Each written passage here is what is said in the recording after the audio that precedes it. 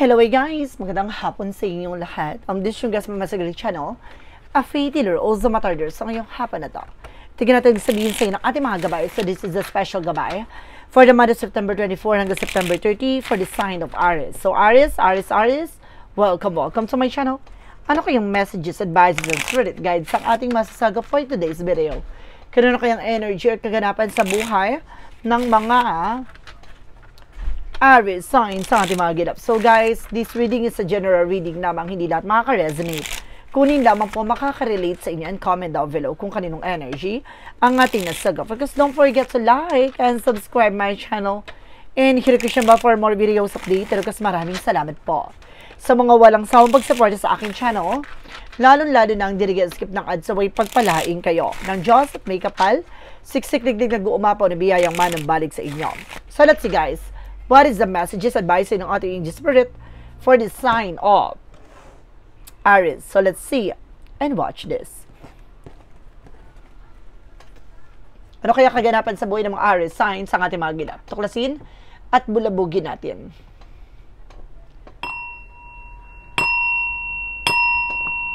Angel spirit, please give me information pa. So let's see. And there's a 6 of Cups. Now, there's a remnants. Now, there's a past person coming back. Na maaaring may mga bagay na manunumbalik. Na meron ditong bagay na maaaring bumalik. Na meron din dito na maaaring may mga spiritu o elementong bumabalik-balik. No? Parang may nasense ako dito na kaluluwa. No? Na bumabalik-balik dyan sa buhay mo. O sa bahay nyo. No? Sa tinitiran nyo. No? May nakatira dyan na kaluluwa na bumabalik-balik. Na talagang, o maaaring may namatay kang mahal mo sa buhay na bumabalik, na may binabalikan. And of course, there's a death card. Sabi ko na nga ba no? Namatay to, na may namatay na mahal mo sa buhay. Asawa mo to, or kamag-anak mo. I feel something asawa mo. No? Maaaring bumabalik siya, o maaaring may namatay dito sa tahanan nyo, na maaaring bumabalik, no? With the death card. Hindi siya matahimik, nakaluluwa, and there's a page of sword, nakasubaybay siya sa inyo, no? Laging nakatingin sa iyo, no? Talagang pinagmamasdan niya yung mga galawan niya. There's a 5 of Cups, parang meron siyang realization, no? Meron ditong realizations na maaring pumapasok sa iyo o pumapasok sa kanya, no? Maaring nare-realize yung mga pagkakamali or mga kabiguan, and there's something at 10 of Wands. No, may mga bagay na nagbibigay pabigat. No, itong bagay o kaluluwa o spirito na to nagbibigay pabigat sa tahanan nyo o sa buhay nyo. Hindi niya matanggap ang kanyang paglisan, ang kanyang pagkawala. And there's a Knight of Cups, na there's an offer. Na may mga offer na darating sa'yo, na there's an apology. Na humingi siya ng parang may mga bagay dito na maaaring kumaga hinihintay niya, no? O hindi niya matanggap, no, na maaring may kapatawaran, ganon. Hindi niya matanggap yung kapatawaran. No, there's a 6 of Cups. No, there's a 3 of Coin. No, there's a collaboration. There's a something, a group of people. It's either kamag-anak mo, kaibigan mo to. No, I feel something na mga kamag-anak mo, no, malapit sa'yo, na maaring yumao. And there is a 2 of Swords. Nagkakaroon ka ng indecision. Ibig sabihin, nakakaranas ka ng pagkalutang, balisa. No? Dahil hindi matahimik ang kaluluwa nito, ginugulo ka nila. There's a King of Coin. There's a something, protection mo at pangalagaan mo yung grounds mo. No? Ibig sabihin na naman yung bagay na pinaghirapan nitong tao na to, parang binabalik-balikan niya. No? Talagang tinitignan niya. No? And there's the Full card. No? Sinasabi dito, there's a new beginning coming in. No? There's a leap of faith. Parang sinusubukan ng iyong pananampalataya at tiwala dito. No, parang, or either nagtiwala sa itong tao na to, or maaring, kumbaga, nagtiwala yung tao na yun sa'yo, or either sa tao na, I feel something na parang nagtiwala siya, na parang nasayang yung tiwala niya. No, parang tinraidor siya. There's the world. No, nasa paligid at maaring, meron mga bagay na nagbibigay pabigat, no, sa buhay mo. There is the Moon card, revelation. Maraming bagay na marireveal dito. Even sa panaginip, madalas ka na nanaginip. No, maaari pumapasok sa isip mo, sa utak mo, kung ano-ano. And there's a Devil card. Sabi ko na No? Some of you meron ditong kinulam na namatay, no? Yung mahal mo sa buhay. Hindi niya matanggap, no? Ang pag-traitor sa kanya, no? And there's a Three of Swords, see? Kumbaga nasaktan siya, talagang hindi niya lubos maisip, no? Ang pagkamatay niya doon sa sitwasyon na to. It's either you are Aries na maring cross-watcher out there na pinapanood mo tong Aries na to, or either cross-watcher out there na maring person mo naman, no, you know, matay. No, nanay balahibo ko, my goodness. No? And of course, there's something guys with a Queen of Wands, confident, lakasan mo ang loob mo, lakasan mo ang pakinamdam mo, tumbukin mo, ano man yung bagay na pinanggagalingan nito. There's a Knight of Swords. Hindi ka makatulog. No? May mali sa nangyari na to. No, hindi ka makatulog, balisa ka. No, may mabigat na enerhiya, no, na napapaloob sa inyong tahanan. No?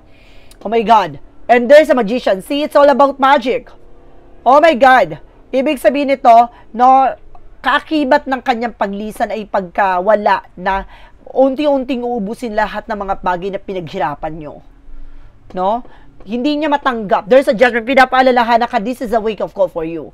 No? Ito ang kailangan mong klaruhin at liwanagin sa sarili mo at sa buhay mo. Na may bagay kang kailangan gawin. No? Hindi niya matanggap yung apology. No? And there's a Four of Swords. See? Intuition. Oh my God. No, mayroon talaga about dito sa ano, oh my goodness. Mayroon talaga about sa magkamatay. Oh my God. And there's a joy, you need to take an action from this. Now, there's a lot of negative spirit. No? Nasa paligid talaga. Kaya parang binabangungot ka. No? Hindi ka makatulog talaga. And there's a Hermit card. The answer you need is here. So, may spiritual problem. No? There's a spiritual problem, spiritual journey na kailangan mong pagdaanan talaga. There's a Strength card. Lakasan ng loob mo, maging matapang ka. No? And there's an Ace of Swords. Lahat ng bagay nito may maliwanag na mensahe na kailangan tuldukan mo. And of course, there's something, guys, with a Knight of Coin. This is something security. No? Pinapaalalahanan ka na proteksyonan mo at pangalagaan mo ang finances na meron ka. No? Kumbaga, there is something, guys, na maaring kaya siya bumabalik dahil may mali, no, sa nangyari sa kanyang pagkamatay. Hindi niya matanggap at hindi niya lubos matanggap. Okay, let's see. What is additional messages with an Angel Spirit pagdating sa finances and career, love life at kalusugan? Let's watch this. Okay, we're back. So, nandito tayo na pagdating sa finances and career, love life at kalusugan. Very intense, guys. Grabe. So, there's some Ace of Cups, no? Now, there's something of passion, love, na may pagmamahal talaga na mamumutangi dito with a partnership. No? Meron talagang, kumbaga, pagdating sa finances and career, meron talagang partnership. And there's a Hierophant. Oh my God, there's a religious factor. No, talaga nagtiwala siya kasi parang there's an investment na talagang nagtiwala siya, no, sa lahat na nangyayari na to. There's a tower moment for a major changes na pero nasira, no, at unti-unting nasisira ngayon. No, nauubos lahat sa'yo. Uubusin to lahat sa'yo, ha? Not because of this negative energy. No, lahat ng bagay na meron ka, uubusin yan. Alam nyo, kailangan tuldukan to, ha? Kasi, kaakibat nito ay kamalasan sa buhay mo. And there's an Eight of Swords. See, there's a lot of toxic and negativities around you. Oh my God. And there's an Eight of Coin. No? There's something of focus. Kahit nag-concentrate ka, ginugulo ka nito. Ano man yung gagawin mo, ginugulo ka nito. No? Mayroong bagay na pinaghirapan at pinagtrabahuhan siya na parang gusto niyang bawiin. Ganun. So, pagdating naman tayo sa love life, there is a Knight of Wands for slow and steady. Matuto tayong kumalma. No? Masyado ka naging padalos-dalos pagdating sa relasyon. And of course, there is a Four of Coin. Proteksyonan mo at pangalagaan mo naman yung bagay na meron ka. No? Pag-ingatan mo ang inyong relasyon, there is a Two of Coin. No? Maging balance, katimbangin mo yung mga bagay na importante at mahalaga sa inyo. And there's a Page of Cups. Tama ka ng hinala. No? Tama ka ng nararamdaman na hindi ka ililigaw nito. There's a Queen of Swords. Clear the boundaries. Linisin mo yung nakakasira sa inyong relationship. No? Yung nakasira sa inyong relationship. There's a Star card. No? Makaka-recover ka na. Maaaring unti-unti na nang gagaling sa iyong karamdaman. No? Gagandaan yung pakiramdam. Ang inyong relasyon. Pagdating naman tayo sa kalusugan. So, there's a the sun card. Lahat ng bagay na to ay maaaring lilinisin sa'yo.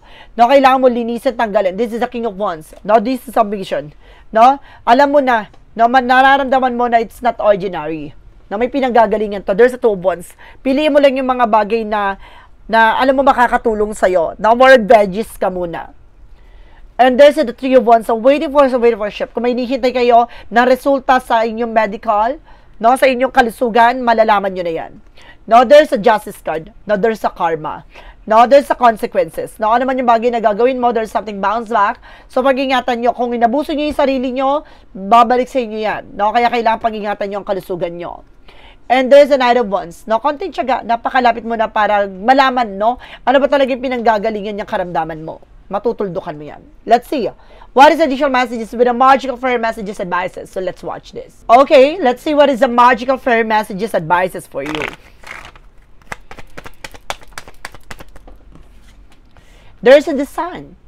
No, maaaring nag-iisang anak na lalaki o baka may anak siyang lalaki. O may anak kayong lalaki. No, there's something, everything is okay. So, wag kang mag-alala, lahat ng bagay na to may magandang dahilan at may magandang ibig sabihin to. No? Nararamdaman at pinapalana sa ito dahil may magandang idudulot to. Spiritual teacher.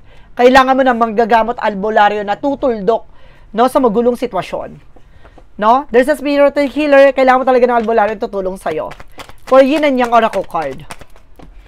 So, there's a self-worth. Alam mo daw sa sarili mo yung halaga mo. And there's something third eye. No, may clarity dito. Bibigyan liwanag sa'yo lahat. Masisilip at makikita mo. Magpapakita siya sa'yo. No? Kung sino itong tinutukoy ko. And there's a business with an offer. No, may mga bagay na matatanggap ka. Malalaman mo kung ano man yung bagay na pinanggagalingan nito. And there's a celebration coming in. May mga celebration na matatanggap. No, there's a gift. At magiging masagana rin yung pamumuhay mo. Huwag kang mag-alala. What is the synchronicities represent what? Finder of the lost things. No, may mga bagay kang hinahanap dito na nawala sa'yo. Parang nagkakaroon ka ng realizations na yung bagay na to, kumbaga hindi mo na pahalagahan at nasayang lang. There's a shaman with the symbols, synchronicities, parang may mga paalala sa'yo ang ating gabay, na parang may mga time na nag-reminisce, na parang pupasok sa alaala mo, ganon. For Romance Angels, change and transition. Unti-unti na magbabago ang situations mo, no? And there's a family security. Maging secure ka pagdating sa pamilya. No, pagdating sa mga pagdating sa pamilya mo, mag-iingat ka, na pag-ingatan mo, proteksyonan mo. Archangel Michael messages. A new beginning and fresh start, no? May bagong simula at panibagong eksena darating sa buhay mo. And there's an eternal love. No, but there's an everlasting promises. No, may pagmamahal talaga na hanggang dulo. No, may pinangako na hanggang dulo. Oh. What is the Jesus loving quote said? Be a good comfort, your faith has made you whole. No? Bubuuin ka ng iyong pananampalataya at tiwala. No, may mga bagay na taong tutulong sa'yo. No? Sa lahat ng bagay na pinagdadaanan mo. With the Money Book Oracle deck. Represent with opportunities. No? Maraming opportunities na paparating. Changes coming at this time. No? At marami pang darating business trip, workplace, a new career. Angels number represent with the 2112. It's up to you. Nasa sa'yo yan. No, even it seems like you're not making any meaningful progress. Things are moving in the right directions. If you see this number, it's a sign that everything will work out in your favor. Your dreams will come true soon. So, matutupad yung mga pangarap mo, depende yan sa'yo. Kung naniniwala at nagtitiwala ka sa sarili mo, magagawa mo yan. Wala ka man nakikitang pagbabago ngayon, pero darating yung araw na magbabago rin yan. Tuloy-tuloy mo lang yung ginagawa mo. No, excuse me. From the shadow work, represent what?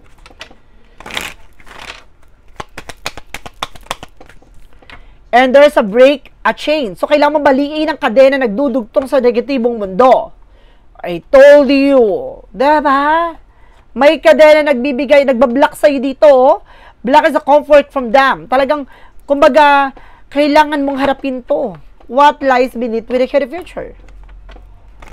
Kailangan mong harapin yung mga bagay na nangyari sa nakaraan. What lies beneath with the future? Pregnancy test. There is something na positive or negative. So, may mga bagay na parang hindi sigurado. no? Ibig sabihin dito, may mga bagay na maaring natuldukan at nalaman na, may revelasyon. No, clarifying for a love situation.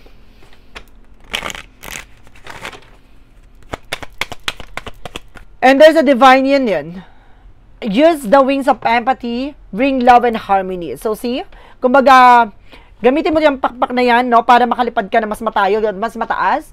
No, gamitin mo yan para maramdaman mo at kumbaga mapuntahan mo or parang marating mo ano man yung bagay na gusto mo marating at kumbaga maginuhawaan ang yung pakiramdam.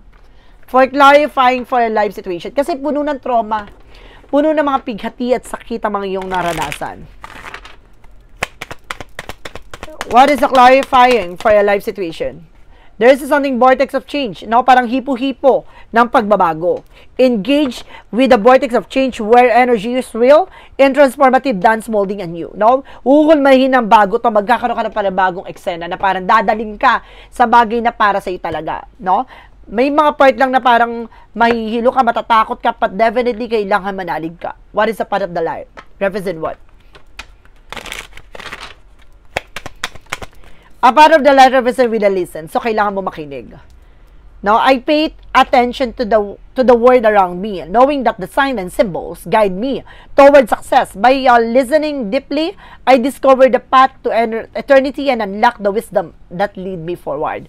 No, kailangan mo makinig, no? At magpatuloy sa iyong ginagawa na may mga bagay na malalim na pinanggagalingan to. May mga senyales at mga pahiwatig na pinapakita sa iyo na kailangan mo makinig sa kanila, no? Tungo sa tagumpay na gusto mong marating sa buhay mo.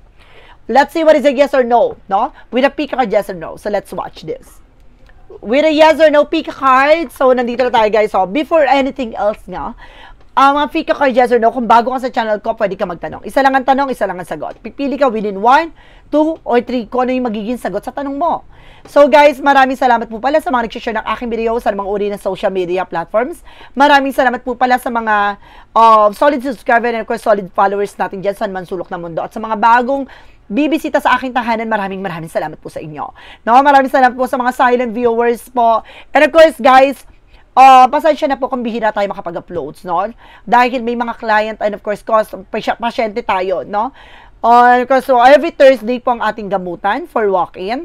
No, kailangan nyo muna magpa-book ng appointment, no, para makapag-reserve po kayo ng slot. At the same time, meron din po tayong private tarot reading via online. So, just let me know if you want to proceed from that.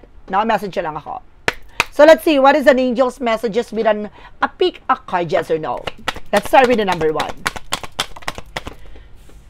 There's a yes. Number 1, there's a yes, valuable experience, worth your time, profit, no?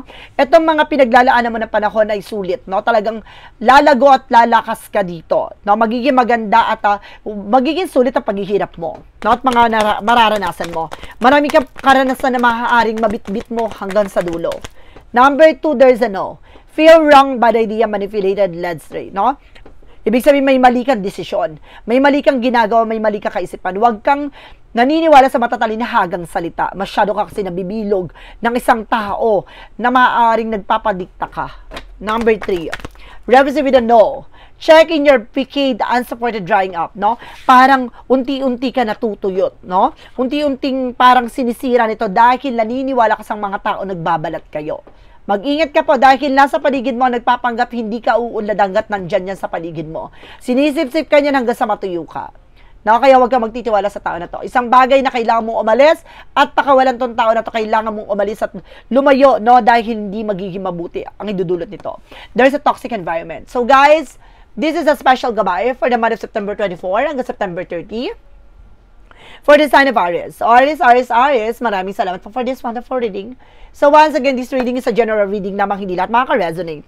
Kunin lamang po makaka-relate sa inyo and comment down below kung kaninong energy ang ating nasaga. First, don't forget to like and subscribe my channel and i-hit the bell for more videos update. Maraming salamat po sa mga walang sawang pagsuporta sa aking channel, lalo-lalo na ang dirigi-skip ng ads away pagpalain kayo. Ng Diyos at may kapal siksik liglig nag-uumapaw na biyayang manumbalik sa inyo. Maraming salamat po. And see you in the next video. Bye-bye and babush.